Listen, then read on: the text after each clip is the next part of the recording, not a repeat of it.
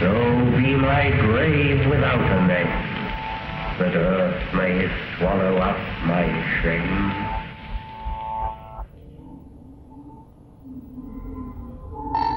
Aleister Crowley, the man who called himself the Beast 666, black magician, drug fiend, sex addict, and traitor to the British people.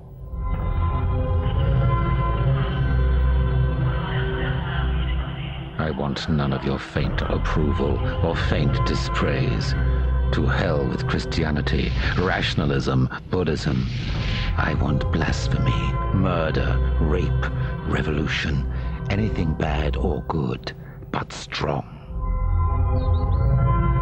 In 1920, Aleister Crowley founded a commune in Sicily to practice the beliefs that he said would one day sweep away Christianity and free men from all restriction and repression. 3 years later, Mussolini deported Crowley and his followers from Sicily after reports of human and animal sacrifice and unimaginable sexual depravity caused an international scandal. The British press called Crowley the wickedest man in the world.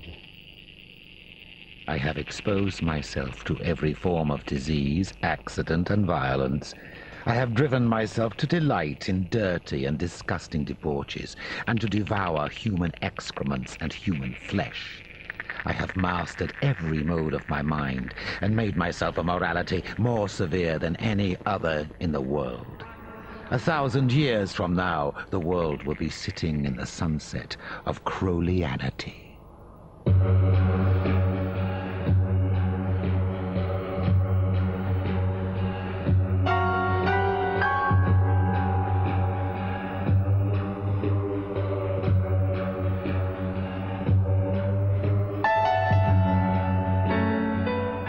The thing about Crowley was doing everything to absolute excess, pushing yourself to the absolute limit so you know at least where your limits are. So if you're going to do something that's depraved, you do something which is extremely depraved that even you feel disgusted at, and then try to learn to enjoy it.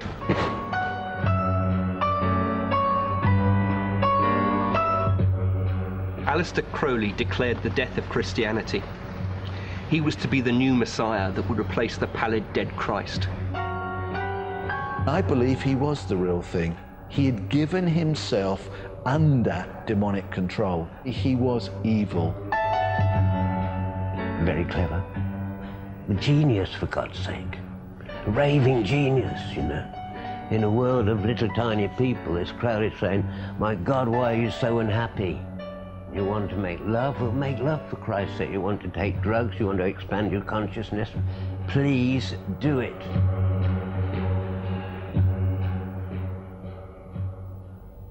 Since his death in 1947, Crowley has become an icon of rebellion. The Rolling Stones, David Bowie, Led Zeppelin's Jimmy Page have all been influenced by his message of freedom. He continues to be a key figure in the occult and is a focus for those engaged in the battle between good and evil. This was a battle that was to play a crucial part in Crowley's childhood. Aleister Crowley was born in 1875 into a wealthy brewing family. It was the height of the Victorian era, and his devoutly religious parents constantly warned him about the dangers of temptation and the terrible consequences of sin. His family were members of the Plymouth Brethren sect. Now, the Plymouth Brethren were radical Protestants. You might even say pathologically anti-pleasure. They believed in the literal truth of the Bible. This included in particular the book of Revelations, which is a constant echo throughout Crowley's imagination, his theology, if you want to call it that. He seems to have been devoted to his father. They used to travel the country together while his father preached in a fairly unorthodox fashion. Aleister was inspired by his father's evangelizing, and his earliest ambition was to follow him and become a crusader for Christ. Then something happened that completely shattered his world. Crowley's father died suddenly, leaving Aleister, who was still only a boy of 11, bereft. His sorrow turned to anger. He grew to hate his mother the church, and the pious tutors she employed to school him. Crowley became increasingly rebellious. He set about attacking the thing which had made his childhood such a misery. I had arrived at the conclusion that the Plymouth Brethren were an exceptionally detestable crew. I wanted sin, a supreme spiritual sin, but hadn't the slightest idea how to go about it. He really could not bear his mother, and the first opportunity, when he was a teenager, he had the maid on his mother's bed, and obviously felt that this was a kind of revenge. He developed a tremendous state of resentment about his family and all the family background. And so, from the beginning, you see, Crowley sort of had a pretty good kind of background in revolt. Crowley failed to distinguish himself during his school days, apart from getting expelled from Tunbridge after catching gonorrhea from a prostitute. At Cambridge, Crowley finally broke free from the shackles of his upbringing. He published his own poetry, revealing a rapidly developing obsession with sex. When Celia comes, 'tis earthquake's hour. The bed vibrates like kettle drums. It is a grand display of power when Celia comes. When Celia farts, my hasty nose sniffs up the fragrance of her parts. Shamed are the violets and the rose when Celia farts. Crowley's poetry was so pornographic that he would have been prosecuted for obscenity had he not taken the precaution of publishing it abroad under a false name. Crowley had the natural appetite for sex you might expect from someone in their adolescence. There was something different about Crowley, though. I think there was almost, he was developing a compulsion. Part of that compulsion seemed to be a compulsion towards sin, a form of blasphemy, a form of spitting in the eye of the Christian church.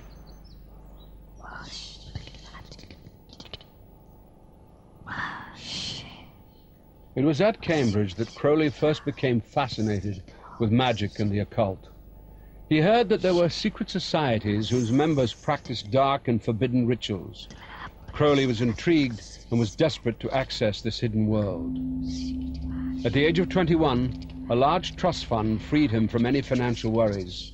He decided to leave Cambridge to pursue his quest to become a black magician. After 2 years of searching, he finally found what he was looking for. The Golden Dawn was a secret society dedicated to the study and practice of the occult. Its exclusive upper-class membership included many famous artists and intellectuals of the day.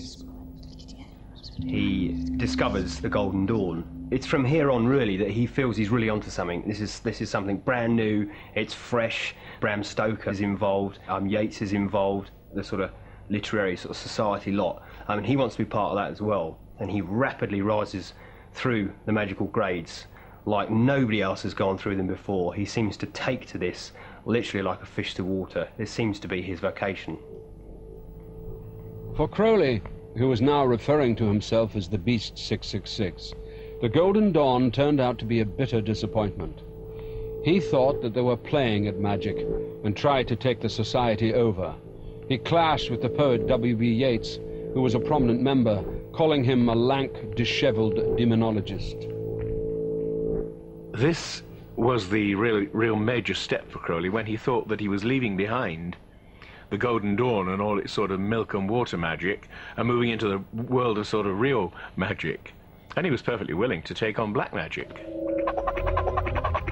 He was willing to use any forces that he possibly could, that he could control. Crowley decided to perform the Abramelin, a black magic ritual that no magician had dared undertake for centuries. Crowley's so dedicated to performing the Abramelin ritual that he actually goes to the length of seeking out and finding the perfect place and buying a house to do the actual ritual in. Nothing else, just actually to do this ritual. And it's in Loch Ness, Boleskine House. This is such an extreme thing to do. This is not a game. I think he's trying to break down, he's trying to push further than anyone else has been before. At the moment, his yardstick is the Golden Dawn, so he's already shattering that completely. The Abramelin dates back to the 14th century. The aim of the 6-month ritual is to master demons, but it was considered extremely dangerous. If the ritual went wrong, it was believed that evil spirits could be set loose and take possession of the magician.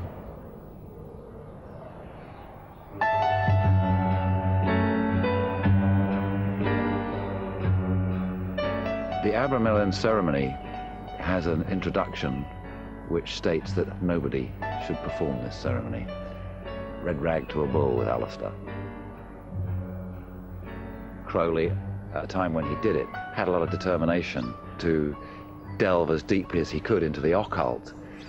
He certainly did do partially the Abramelin ceremony in the house, which is to do with conjuring up one's guardian angel. But in order to do that, you've got to release a lot of other spirits of one sort or another. Even in broad daylight, the room he was working in became almost pitch dark, and he had to light candles and this sort of thing to continue what he was about.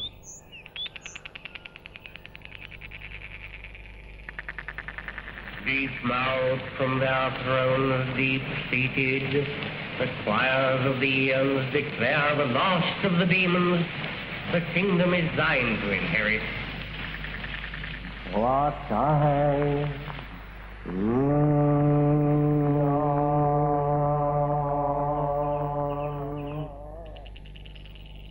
The man, actually, I don't think, mixed a great deal with the locals, but they knew what he was about. Crowley never made any secrets about the sort of individual that he was. And the north of Scotland being the way it is, there's still some sort of healthy superstitions floating about. And yeah, I mean, there were some people who wouldn't even walk past this place. I have a healthy respect for what the occult can do and how it can really muck up your life.